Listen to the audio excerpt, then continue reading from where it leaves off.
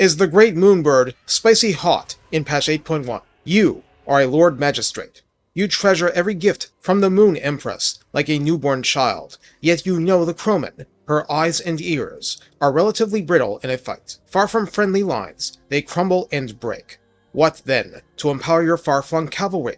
What then to bring harmony to your troops far from archers and spearmen? You behold and rejoice, for in flies the Great Moonbird, setting the foes of Cathay alight and sparking fires in friends' hearts. This is your story. I like this unit on launch, but if anything, the majestic creature is even better now. Forget hot, this is like those jalapeno potato chips causing you a jump scare at the grocery store. I speak from experience. More to the point, the unit version is a roving Yin unit, activating harmony for all your far-flung cavalry options. And unlike the new capstone pip for the Alchemist, the Astromancer has no such option, so this doesn't work with Astromancer mount versions. Recruited for 1600 gold and 400 upkeep, the cost is certainly great. It comes from the tier 4 building of the Astromancer and Construct building chain. On Ultra, the bird is a 7,298 health single entity, and that's better than merely good. Armor of 40 is not its strength, but missile resistance of 15% is paired with fire resistance of 40%. That is a big deal, and this is a very interesting unit for tar-pitting the enemy's flaming attack units. Leadership 70 is good for a monster. Speed 120 and charge speed 120 are flying figures, but this is exceptional by any measure. Melee attack begins at 44 and is flaming attack and magical attack both. Attack interval 4 seconds is paired with splash target size large, or trolls on down, and max splash targets of 5, what I call the dragon standard. Actual trolls will hate being hit by flaming attacks, but your mileage will vary with Chaos Dwarf units. Melee defense of 50 is legitimately very good, kind of like what the Ice Chicken does for the the Frostheart Phoenix.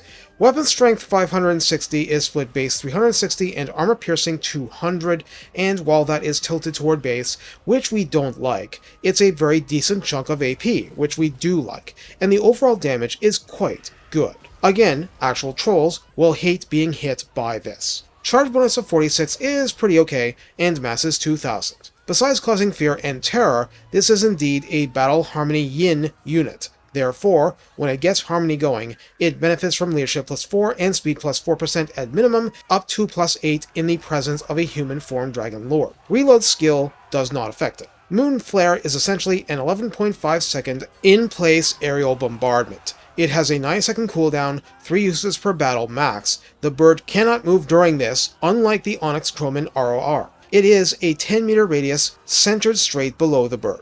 Actual damage is 10 per entity affected, 50% of which is armor piercing, all of which is flaming and magical attack.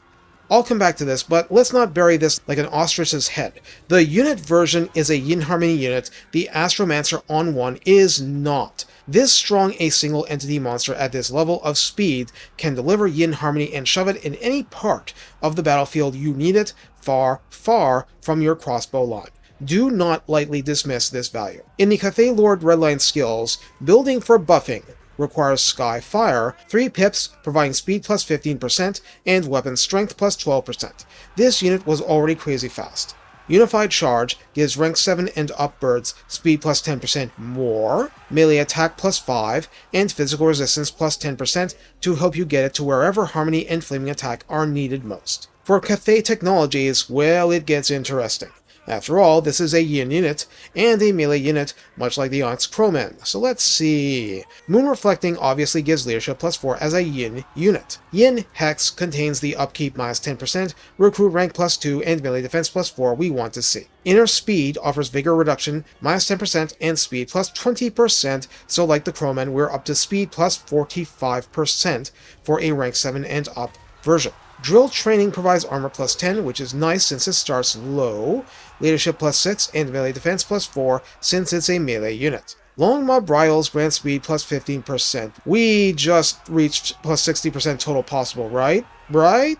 They also get bonus versus infantry plus 5, which is nice because there's no inherent melee attack bonuses here, and missile resistance plus 10% more if and only if rank 7 and above. So, how do we use Great Moonbirds to great and fiery effect against our foes? Min-Maxing Magistrate asks, isn't Flaming Attack going to be a huge liability against Chaos Dwarfs?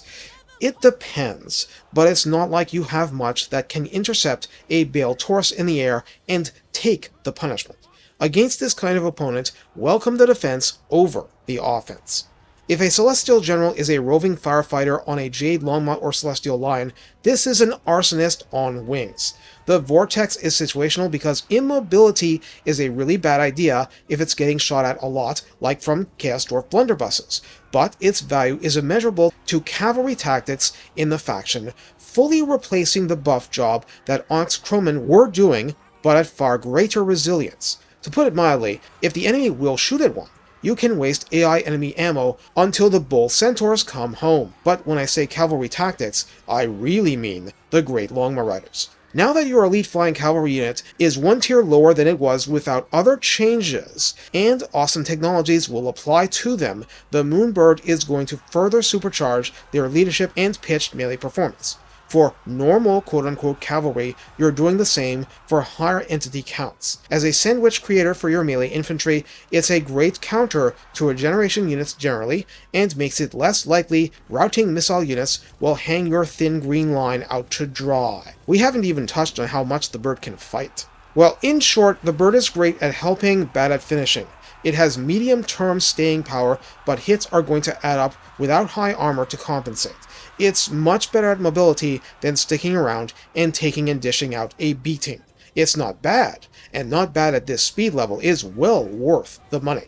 But it's bad to plan on it being your only option against top-tier threats. Having said that, bogging down a high-end cavalry unit so that you can hit it with a spell that'll hurt the cavalry much more than the bird is a valid tactic, and one the bird will survive a lot better than Crowmen. Note that nowhere did I suggest this was a construct. This is a monster.